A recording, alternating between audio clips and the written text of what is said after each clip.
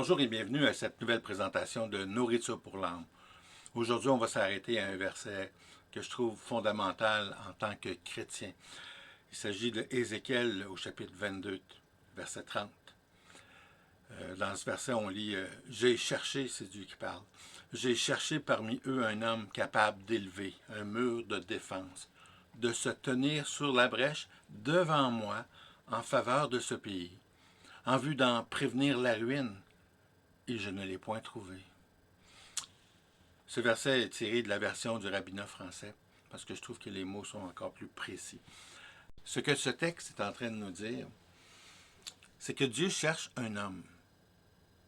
Cherche quelqu'un qui va pouvoir se placer entre Dieu et la nation d'Israël, dans un but bien précis, d'intercéder en faveur de ses concitoyens. Ce que Dieu cherche, c'est quelqu'un qui va plaider pour le peuple, un peu à l'image d'Abraham quand il a intercédé auprès de Dieu pour que Dieu fasse grâce aux justes qui habitent Sodome et Gomorrhe. Dieu cherche quelqu'un qui va vraiment implorer Dieu pour que Dieu accorde le pardon et amène le peuple à la repentance. Le contexte d'Ézéchiel 22, le texte nous dit que le peuple d'Israël s'est détourné de l'Éternel, à tel point que même les nations se moquent d'Israël. Les princes d'Israël répandent le sang partout dans le pays. On voit ça au verset 6. Il est même dit au verset 7 que les parents sont méprisés par les enfants. L'étranger et la veuve et l'orphelin sont maltraités, sont opprimés. On voit ça aussi au verset 7. Le peuple a cessé de fréquenter le temple. Ils n'ont plus la crainte de Dieu. Ils préfèrent se tourner vers des idoles. Il y a de l'inceste qui est pratiqué dans le pays. Certains commettent l'adultère avec la femme de leur prochain, l'autre déshonore sa belle-fille. D'autres encore font violence à leur sœur.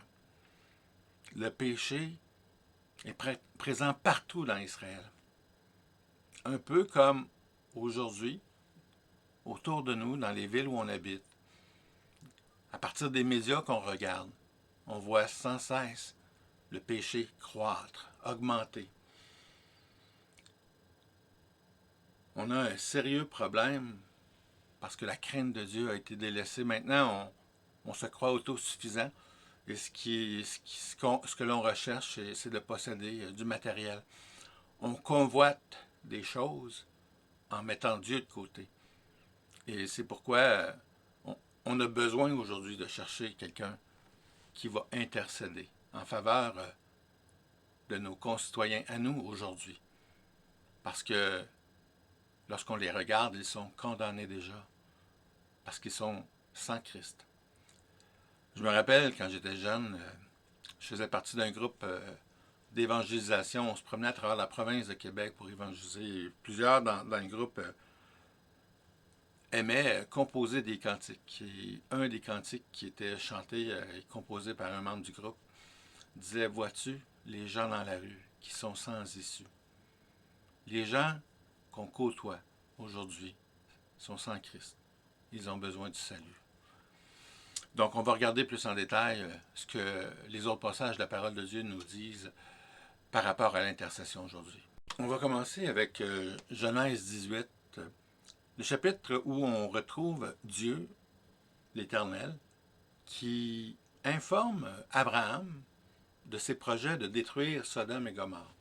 Parce que le péché de ces villes est terriblement grave. Les gens sont vraiment méchants, pratiquent le mal. Et puis, aux yeux d'Abraham, c'est comme résolu dans le cœur de Dieu qu'il va amener ce jugement-là. Et j'aimerais qu'on regarde particulièrement le verset 25 dans Genèse 18 où Abraham intercède et dit, il parle avec Dieu, il dit, faire mourir le juste avec le méchant, en sorte qu'il en soit du juste comme du méchant. Loin de toi cette manière d'agir, loin de toi, celui qui juge toute la terre n'exercera-t-il pas la justice? Abraham ne s'est pas arrêté là dans sa discussion avec Dieu. Au contraire, il l'a poursuivi en intercédant auprès de l'Éternel pour que Dieu épargne la ville. Il lui a dit à Dieu, il lui a demandé plutôt de faire grâce si 50 justes se trouvaient dans la ville. Et puis Dieu lui a répondu, si je trouve dans Sodome 50 justes au milieu de la ville, je pardonnerai à toute la ville, à cause d'eux. Abraham a poursuivi sa négociation, son intercession, en passant de 40 justes à 30 justes, à 20 justes et jusqu'à 10 justes. Abraham a continué à intercéder pour 10 justes dans la ville de Sodome. Et Dieu lui a répondu, je ne la détruirai point à cause de ces 10 justes. La présence de 10 justes, la présence d'un intercesseur, quelqu'un qui a intercédé pour le peuple, pour que Dieu use de grâce, a amené Dieu à accorder à la ville une grâce, un pardon, ou une tolérance plutôt, afin de ne pas détruire la ville, parce que quelqu'un a intercédé. L'histoire nous montre, par la suite, que quand les hommes de Dieu, les anges sont arrivés à Sodome, ils n'en ont pas trouvé 10. Ils en ont trouvé 4. Et Dieu a fait en sorte que ces 4 sortent de la ville afin d'être épargnés, et il a détruit la ville. La présence d'un seul intercesseur a permis aux justes d'être évacués. Dieu a usé de grâce envers les justes et a détruit la ville par après. Mais s'il n'y aurait pas eu d'Abraham, si Abraham n'aurait pas prié, l'histoire ne nous dit pas qu'est-ce qui serait passé. Mais la présence d'un intercesseur dans ce cas précis a fait en sorte que les justes ont été épargnés. Portons maintenant notre attention au témoignage d'Ésaïe 59, dans un contexte similaire à celui d'Ézéchiel, où Dieu a parlé et a dit « La vérité a disparu, et celui qui s'éloigne du mal est dépouillé. L'Éternel voit d'un regard indigné qu'il n'y a plus de droiture. Il voit qu'il n'y a pas un homme. Il s'étonne de ce que personne n'intercède. Alors son bras lui vient en aide et sa justice lui sert d'appui. » Ce que Ésaïe est en train de dire ici dans ce passage, c'est que le peuple s'éloigne de plus en plus de Dieu. Et le mal augmente. Et puis, Dieu est indigné de cette situation-là. Parce que Dieu est le premier à prendre conscience qu'il n'y a plus de droiture. Les gens ne sont plus justes. Ils sont méchants. Ils préfèrent faire le mal. Et Dieu s'étonne de ce que personne n'intercède. Et parce que, tout comme dans Ézéchiel, le prophète, il n'y a pas personne qui intercède, eh bien Dieu va exercer sa justice. Il va apporter son jugement, il va y avoir des conséquences au péché du peuple parce que personne intercède. Et c'est un grave problème dans l'histoire de l'humanité que l'absence de personnes qui intercèdent. Jésus a apporté la solution. On retrouve son témoignage dans Matthieu. Et tournons nos regards vers ce passage de Matthieu. Dans Matthieu 9, les versets 36 à 38, on peut lire concernant Jésus. À la vue des foules, il fut rempli de compassion pour elles, car elles étaient blessées et abattues, comme des brebis qui n'ont pas de berger. Alors il dit à ses disciples, la moisson est grande, mais il y a peu d'ouvriers. Priez donc le maître de la moisson d'envoyer des ouvriers dans sa moisson. Ce texte nous permet de prendre conscience de la pensée de Christ lorsqu'il regardait ces nombreuses foules qu'il a croisées au fil de son ministère terrestre. Jésus avait le discernement pour voir le besoin de l'âme. Et ce qu'il a vu a rempli son cœur de compassion pour ces foules-là.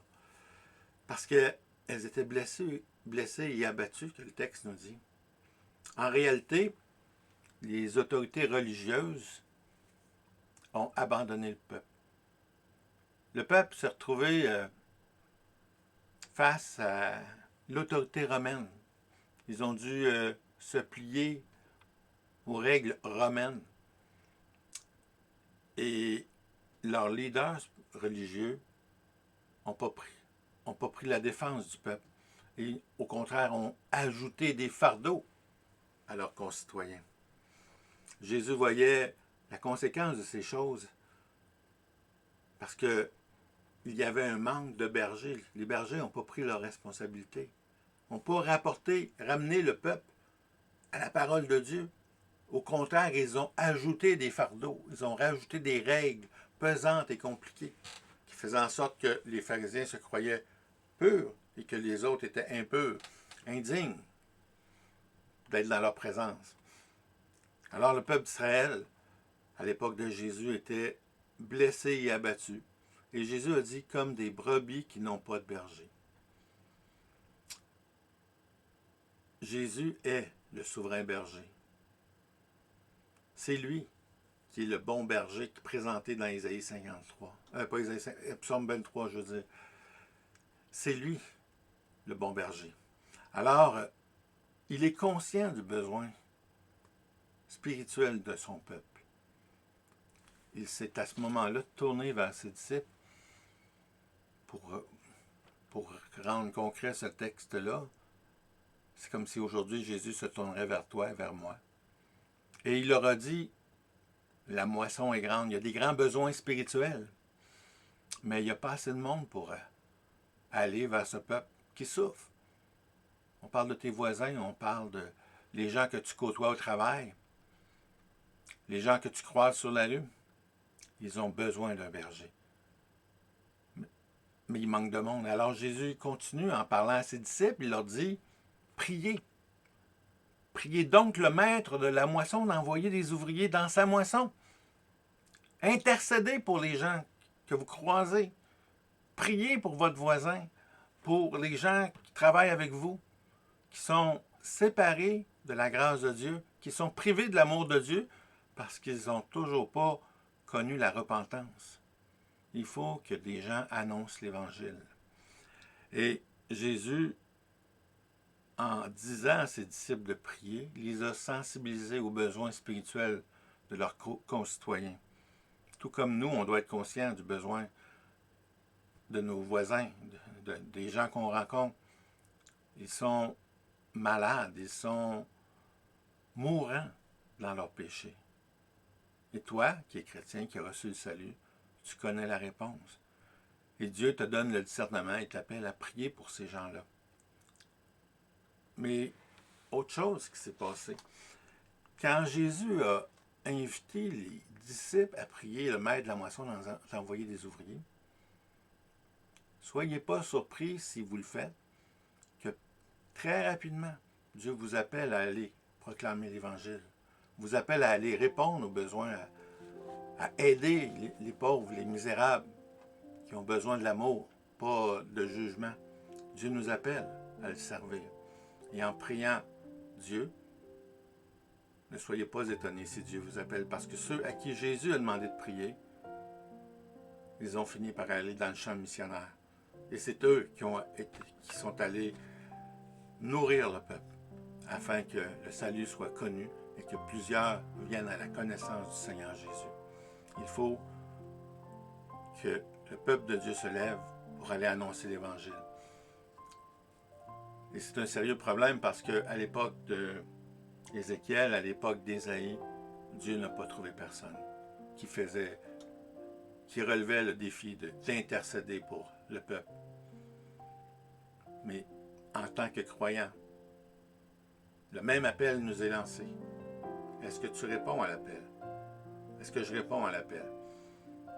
Ma prière, c'est qu'on dise tous oui à cet appel et qu'on commence par prier et que par la suite, on mette des jambes à nos prières pour aller proclamer cet évangile, pour qu'il y ait des ouvriers dans la moisson de Dieu et qu'un grand nombre soit sauvé. D'autant plus que le temps approche où le Seigneur va revenir. Maintenant, on a une horloge qui nous indique que le temps passe et qu'on a de moins en moins de temps à proclamer l'Évangile et que ceux qui nous côtoient sont encore plus à risque parce que le délai de grâce arrive à sa fin. Alors, prions ensemble que Dieu envoie des ouvriers dans la moisson et répondons présent lorsqu'il nous appellera à y aller nous-mêmes. C'est sûr, c'est quelques paroles que je vous laisse en vous disant à la prochaine et priez. Priez le maître de la moisson. Au plaisir de vous revoir.